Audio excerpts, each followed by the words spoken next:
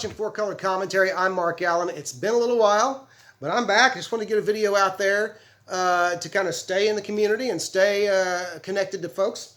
Have been watching some videos that have been put out there, but man, life just sometimes gets busy. And so anyway, I wanted to go over some things that are going on in my comic life right now. Haven't been buying a lot. Been kind of enjoying my collection as I go back to sorting, and that's just going to be a lifelong process, I'm afraid. But been enjoying that, and I have been buying though a few Marvel Walmart 3-packs. Those have ended up being fun for me because I'm buying the right ones. I'm able to flip, and it's able to pay for itself. And I'm getting the cool lenticular comics that I've just decided I really enjoy getting. The legacy covers and such as that. So I'm going to go through some of that stuff. First, though, one of those things, a couple of stories here real quickly. First of all, I didn't realize this comic was still heating up. And I've put it on eBay because, again, always got to have money to buy more comics. And it's Richard Dragon Kung Fu Fighter number 18. This is a nice copy. It's a little, though the cover was cut a little askew. You have part of the 35-cent symbol there gone. More of it gone than there anyway. So whatever it does, it'll do. I don't care. I got it for $1. So anyway, just that's first appearance of Braun Tiger is still hot for whatever reason, and so that's a thing. And I've got that up on eBay. If you're interested, my eBay handle is Mark in Oklahoma on eBay. It's all lowercase, all one word, Mark in Oklahoma. If you want to go and look at what I've got up on eBay. Now, as far as the 3-packs, I mentioned that there are some things that people are people are bidding on eBay. Now, again, my whole point of this, the flipping thing in this case, is not to make a lot of money. It's just if I can to offset or even pay for that $8.98 per 3-pack.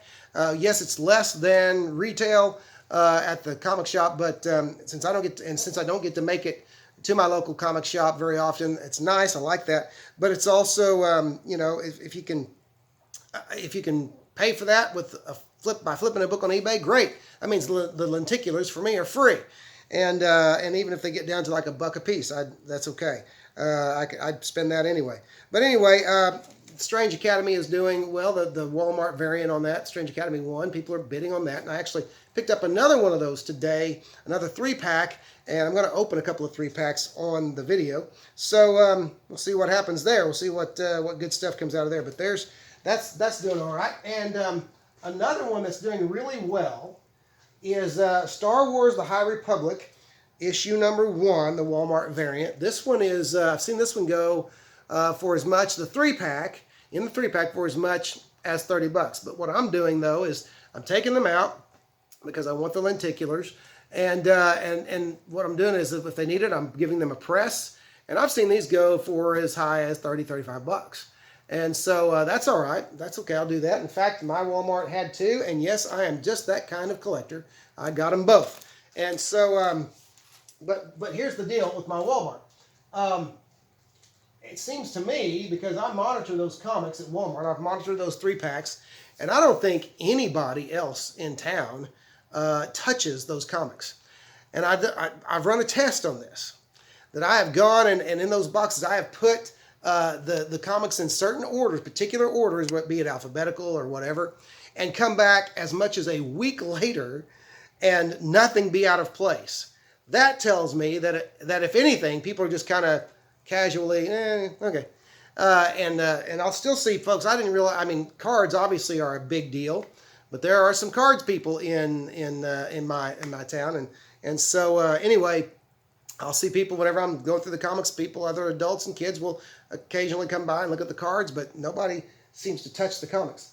One of the things I got out of one of the 3-packs is the Star Wars Saga Comics Primer, and I love this one because it's a beautiful, beautiful John Cassidy cover. And it's actually a double cover. You've got the whole Star Wars crew on there, and then you got Vader over here. I love that. And it just kind of is a breakdown. And this isn't doing anything on eBay, don't get me wrong. But it's just kind of a breakdown of the history of the Star Wars, the story, the saga, if you will. And so it's just a, comics primer. And in fact, one of the cool things about the High Republic #1 is it has, on the first page, has kind of a history, a timeline there of the Star Wars saga.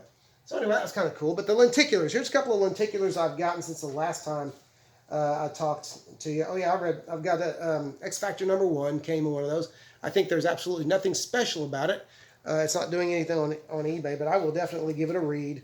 Who knows? It may be a story that I decide to follow, even though it's not, doing anything. Most of the things I read, most of the stuff in my collection that I like, nobody else cares about. So that's actually kind of cool. Okay, first lenticular is Jean Grey #8, which was a legacy homage to Astonishing X-Men #2. Very cool, very, very cool cover. And it's very stark red and blue, and so it's easy to see the change. There's Astonishing X-Men #2, and there's Jean Grey #8. I love that. I love the red and blue, and it just makes the effect so much cooler to have those two contrasting colors. But they also did something really good. They put the actual cover on the inside as well, so that's nice. But so anyway, that's great. I love that. And then this one I couldn't have been more pleased with when I opened it up. And I'm hoping I don't think I have either one of these in the books I picked up today, but who knows. But this is Captain America #695, an homage to the Bronze Age Iron Man #126. And here it is. Of course, you'll recognize that cover, obviously, and then there's the Captain America. Not quite as stark. You see all those colors in there. It's not quite as drastic a change or quite as clear a change. It is somewhat, but as the X-Men one. But still very cool because I love that Iron Man cover. And here's the thing. I've had the Michelini, JR, and Bob Layton run on Iron Man for so many years. I've had it, and I've never, that's one of those I've never gotten rid of and had to reacquire. I've just kept it because it's fantastic. This is like one of the 2 issues in that run I don't have. I looked in there and I was like, what?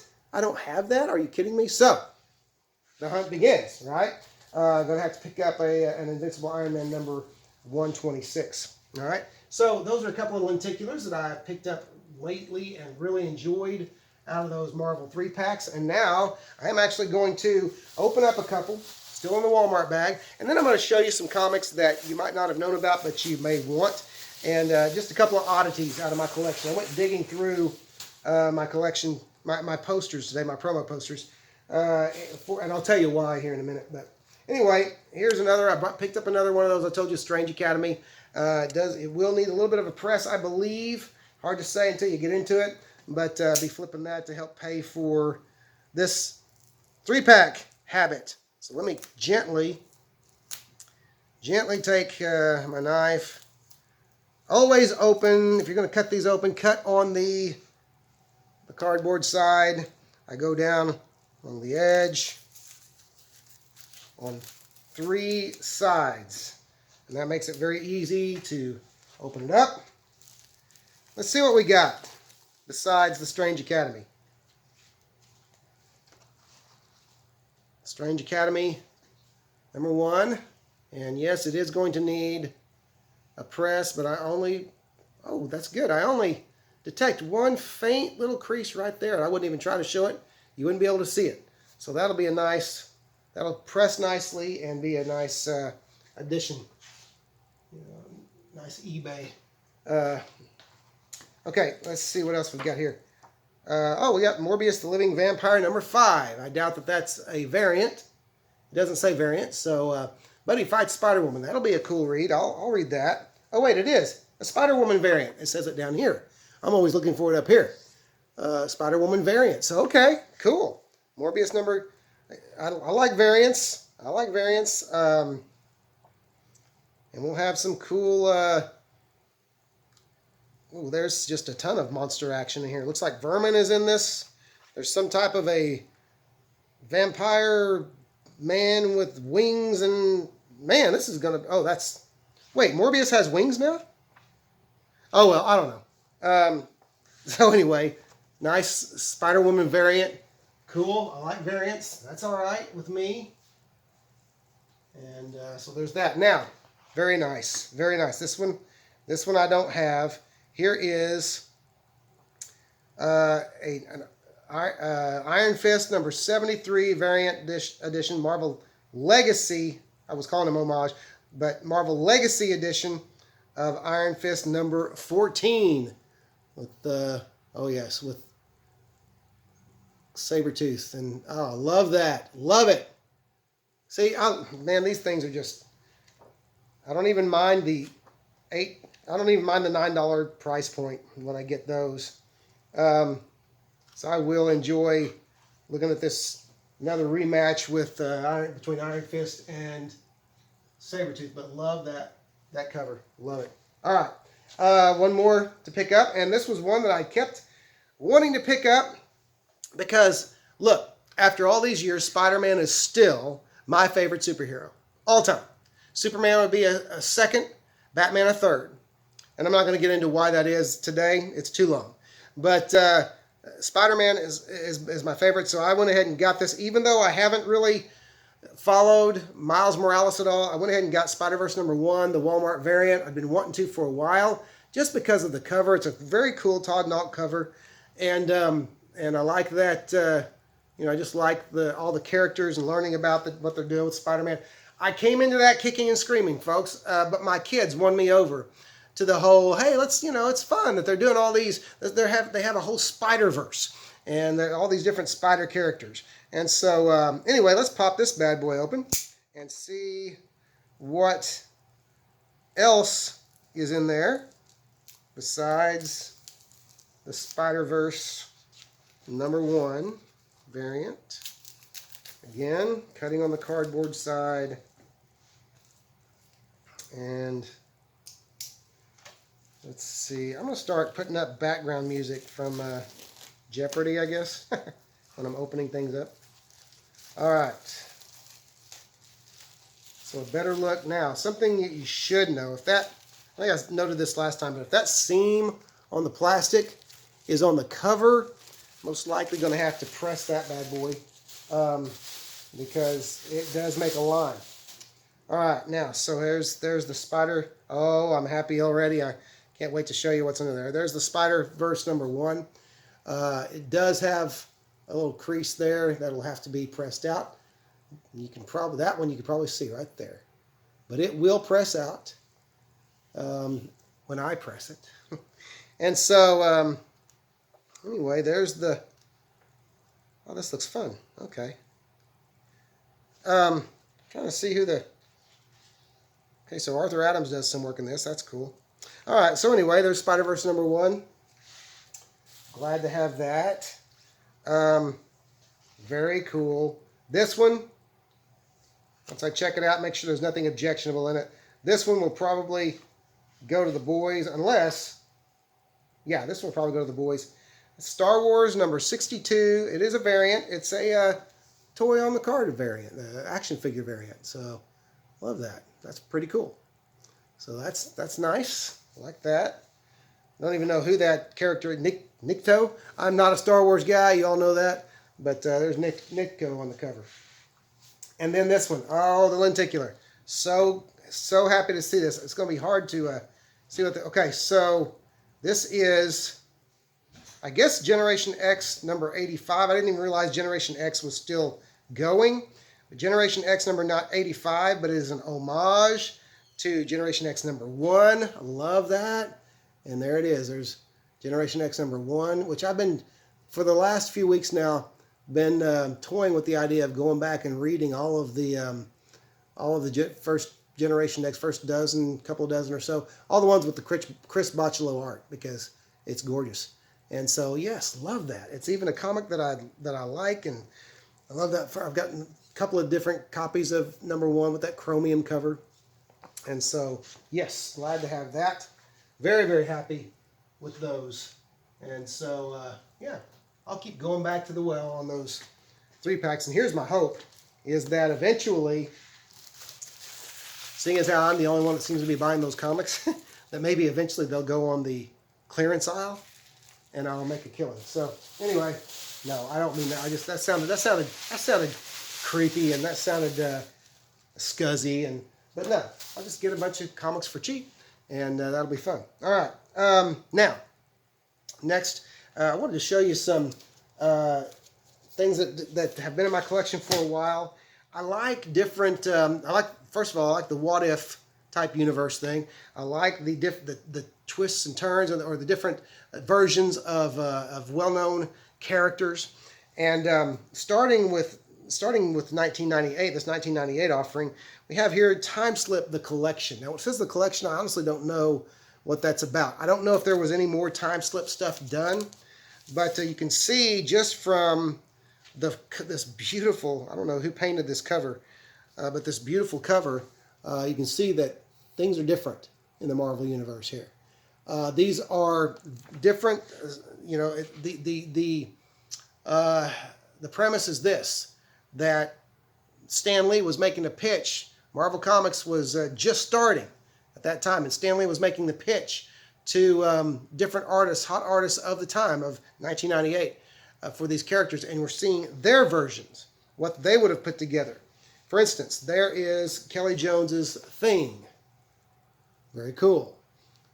He is a monster. He is scary. He is orange, but he's very scary looking monster. And I love the glow of the eyes and in the mouth, because it does, make him reminiscent of an atomic or a radioactive type monster. That person that got their powers from atomic energy. Now, this one's very cool. As Spider-Man is my favorite character, this is my. I love to see variations on him. This is a Mike Allred variation on Spider-Man, and it is so very cool. And it makes me almost think about the current movie version of Spider-Man when they first showed him in Secret War, when Peter Parker had those goggles that he said kind of dialed everything down because his senses had been cranked up to 11. And I look, and that's what Allred's Spider-Man is wearing, kind of goggle type apparatus, plus his web line is a hook and wire type thing. I just love this, and I just think there's more. You can see the goggles in the design aspect there, and I just love Allred's style, and I love his take on Spider-Man. So that's very cool. I could keep going there. I don't want to take too much time, but there's Guy Davis's Iron Man, and let me just see if I can fast forward to some of the cooler ones. Tim Sale's Daredevil, pretty cool. Kind of scary, but pretty cool. And so these are, if you haven't ever seen the Time Slip collection, give it a look. Look for it. It's very affordable on eBay. You can find it. Galactus is basically like a big jellyfish type, organism, and so very cool there. Very different. Very different concept, as is the Silver Surfer, Jeff Smith's Silver Surfer. Jeff Smith of Bone fame. There's Silver Surfer, the skinny little alien-looking dude, and there's his big. It isn't a board; it's more of the front of a ship, and it actually cleaves planets, and so it does a lot of damage. And so, anyway, very cool stuff there. The Hulk looking more. Who is this? Tony Salmon's, his Hulk looking more ape-like, okay, and I think this, the Human Torch, I thought was very cool. Phil Hester's Human Torch, original Human Torch, very cool looking imagery there. So, you get the idea. There's just some really neat concepts. Now, Glenn Fabry does his version of Ghost Rider, which is just stunning. And very cool, very scary, but very cool. So anyway, that's Time Slip. Give it a look. Look for it if you can, if you're so inclined. But it's just kind of a neat twist on Marvel characters. Okay, next is from the year 2000. This is Marvel's Comics group. The premise here is that Marvel is that everything that happened in Marvel from its timely days on were based on real characters. So the Fantastic Four comic book was based on some real people who were the Fantastic Four. The Richards were real, and they were they were having their adventures, and Marvel had licensed their adventures to print in comic book form. Same with Iron Man, all the way back to Timely's Captain America. And so first of all, you have this this kind of a preview of Marvel's with a very creepy. Spider-Man is very cool, in this universe. In this, he's more, I don't know, he's more monster than man, but very cool. And this just tells the story. This one just tells the story of the Marvel Universe in the real world. The only difference being that it's Marvel's comics group instead of Marvel Comics group. But very quickly, here is the Spider-Man book. Spider-Man #1. Spider-Man being very... Kyle Holtz did the artwork in this, and I've always loved his artwork. But Kyle Holtz, there's the Spider-Man hanging upside down, scaring the crook within an inch of his life, and eventually making a meal out of it. So, very different Spider-Man, but very cool. Also, a very different Dr. Octopus, whose 8 limbs are actually he's not Dr. Octopus. I think he's Professor Squid or something like that. Yes, honestly. But there is a look at him, and those are actually biomechanical arms, which look actually like real squid arms. There is some biology to them, even though they're when they're destroyed, the imagery is pretty cool. They get caught up in the printing press, and just wow, that's just pretty cool.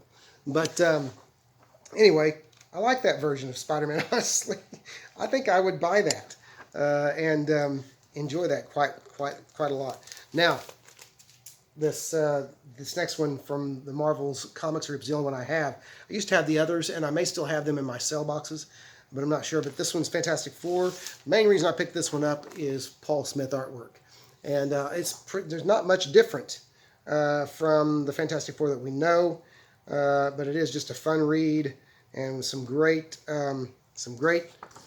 Paul Smith art in there, and just lots of fun there. And so cool stuff there. And so that's the Marvel's universe. Okay, history of Marvel's and Marvel's universe. So last thing here before I go to a couple of other oddities. 2001 brought 2001 Millennial Visions for both the Marvel Universe and the Marvel Knights. And so just very quickly, high points. Captain America is a robot. They never did comics on these as far as I know, but Captain America is a robot in the sense that in this future world where robots were servants and then became sentient and then became discriminated against and then rebelled, and Captain America robot became the champion of the robots. Okay, that's basically, long story short. I wasn't quite as impressed with these as I was with the previous ones I showed you, but I did like the look of the Inhumans. And they really changed Lockjaw up. I don't remember what that breed is called. I don't remember what that breed of dog is called, but I actually kind of liked that version of the Inhumans. Let's see very quickly if I can find... Oh, Dracula. Dracula replaced the lower half of his face with a hypodermic needle. It just makes things a little easier, And so that was creepy. That's creepy. So just some really kind of cool stuff here. This is, by the way, the only appearance of Jessica Spector, the daughter of Mark Spector, Moon Knight. As far as I know, her only appearance is right here. And that is a very cool image. I would love for Marvel to do something with her and bring her about, even if it was just another universe. But so Moon Knight has a daughter somewhere out there in the Marvel in a Marvel reality. Jessica Spector. Okay, Derek Robertson drew that. And one more very quickly. Shuri was not the first female Black Panther. We're not sure who this is, but Sal Valletta actually drew the first female Black Panther back in 2001 for Millennial Visions. And so there she is. And so anyway, found that kind of cool for Marvel Knights, Millennial Visions. And then lastly, for these what-if type Marvel heroes, we have Marvel Universe, 2001 Millennial Visions. Do have some cool... Now, here's the thing. Some of these characters don't... One of these characters, at least, doesn't appear inside this comic. That version of Spider-Man where he kept the 8 arms and darker appearance. He's not in there. And that's too bad, because I was really, when I saw that, I thought, oh, that's going to be a cool story. But you do have a Spider-Man in here. If I can find him. That's kind of cool. And he's not really that different. This one's a little confusing because they do more than, there's actually more than one Spider-Man that appears in here. First of all, there's a Spider-Man that appears in the Green Goblin here, and that's kind of a cool costume, kind of Harold, you know, kind of like the first 2099 Spider-Man 2099 costume a little bit, reminiscent of that. But then there's another one where he is a member of the Avengers, and not much different. But wait, were those the Avengers, or were those the? Yeah, Avengers. Tom Derenick drew those. So anyway, again, just some cool. Oh, here's another one where Spider-Man's enemies, his arch enemies, Dr. Octopus and Rhino and Scorpion, all those, they actually somehow got spliced with the DNA of those creatures and became part Rhino, part Scorpion, part Octopus. And so very cool stuff there. And there's Spider-Man laying on the ground. So, you know, I don't know where that Spider-Man came from, but I'd like to hear more, see more about that one. But anyway, just some neat ideas for comics that show different versions of Marvel characters. If you've never seen these, you might hunt them up. And then lastly, this has turned out to be a long video, but lastly, just wanted to show a couple of interesting posters I dug out. And I did this because somebody on one of the Facebook pages that I go to asked about what collectibles do you have that really nobody cares about, aren't worth anything, but set you apart. I immediately went to this one. I talked about Generation X just a little while ago. This is from a TV show that aired in 1996. Yes, 1996. This is the Generation X promo poster for the TV series. And there it is. Nobody cares, and that's okay. It's not doing anything on eBay when you find it, but it's also rare as can be. I've never seen another one out in the wild. So, I don't know, I just thought I'd show you that because I kind of like having that. It's kind of a kick. And then lastly, poster-wise, I have, by the way, I have a diamond comic box. So, you know, those are like that tall, full of nothing but promo posters. And so you'd think that the things on my walls would change more often than they do. Okay, this heralds back to 0 Hour. And when was that? 0 Hour was 1994. Here's the cover of one of the... Oh! Didn't break. Okay, good. Here's the cover of one of the Superman comics where you have every version, so all those versions of Batman all around him. I love that. And I have that issue, and it's a great issue. Batman keeps switching in front of his eyes just from one version to another. And then there's this one, which I didn't see this cover. I've never seen this Batman cover, but if it's out there, I'm going to have to find it. But here's Batman surrounded by all the Superman, different versions of Superman. And I love that. I got to find some way to display this, but if I display it, it's going to have to hang from the ceiling where it can be kind of turned and both sides can be seen. So anyway, we'll see what I can rig up with a frame or something like that. But hey, that's it. Just showing you some fun stuff and also getting another video out there. So thanks for watching. And hopefully next time I see you, I'll have a haul or something to talk about. But this stuff is fun too. So anyway, thanks for watching. Subscribe if you haven't. And tell people about 4-Color Commentary. Otherwise, by the way, thanks to those who have been jumping on since in the weeks that I haven't made videos. I keep getting new subscribers, so I appreciate that very much. But thanks for watching, and we'll see you next time.